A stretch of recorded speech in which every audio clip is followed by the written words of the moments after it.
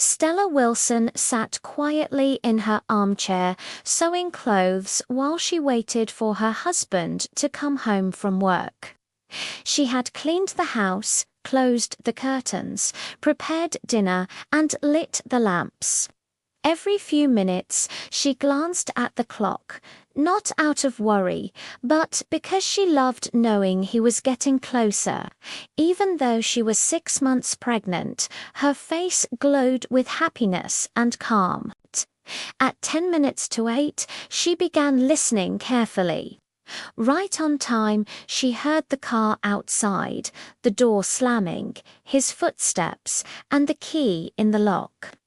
She set down her sewing, stood up, and walked over to hug him as he entered.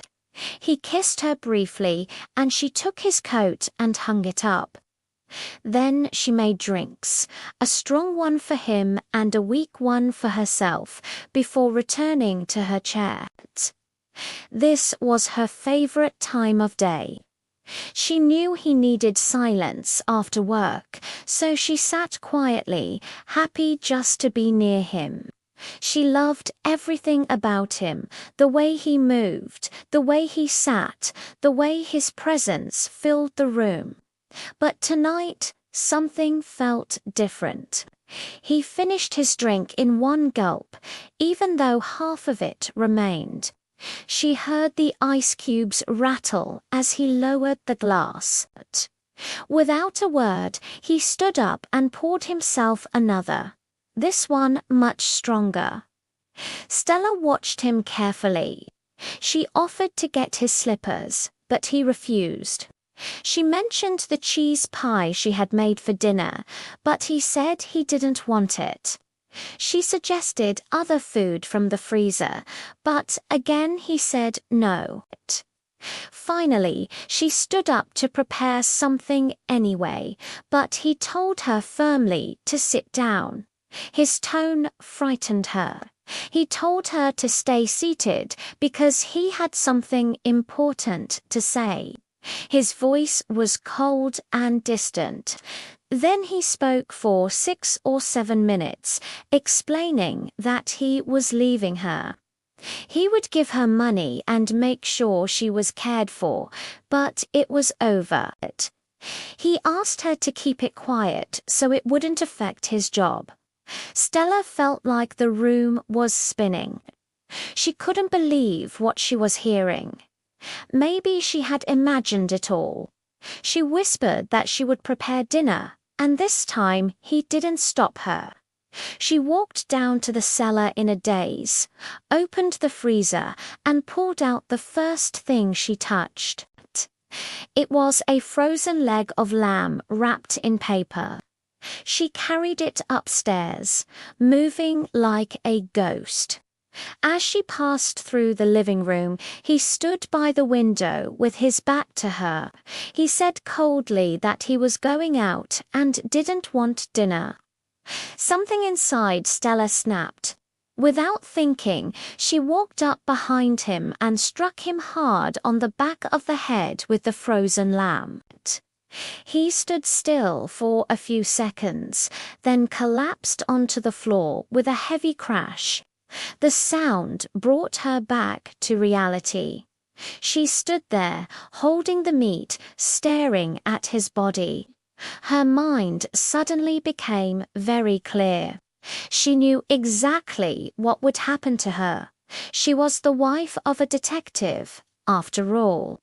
But she wasn't worried about herself. She was worried about her unborn child. What would they do to a pregnant woman who had committed murder? She decided she wouldn't take any chances. She carried the lamb to the kitchen, placed it in a pan, turned the oven on high, and put it inside. Then she washed her hands, went upstairs, fixed her hair and makeup, and practiced smiling in the mirror. She rehearsed what she would say at the grocery store until her voice sounded normal again. At the market, she greeted the grocer cheerfully and bought carrots, tomatoes, and a slice of blueberry cheesecake for dessert. She chatted casually about how her husband was too tired to go out for dinner, so she was cooking at home instead. The grocer was friendly and helpful, and everything seemed perfectly normal. On the way home, she reminded herself that she was simply a wife returning to make dinner for her husband. There was no need to act. Everything would be natural. When she arrived home, she called out cheerfully to George. She put the groceries on the table and walked into the living room. When she saw him lying on the floor, she ran to him, knelt beside him, and began crying uncontrollably. The tears came easily and naturally. She called the police station immediately. 2 officers arrived within minutes, including Sergeant Albert, who she knew well. She told them she had gone to the grocery store and returned to find him dead. The house soon filled with detectives, a doctor, a photographer, and forensics experts.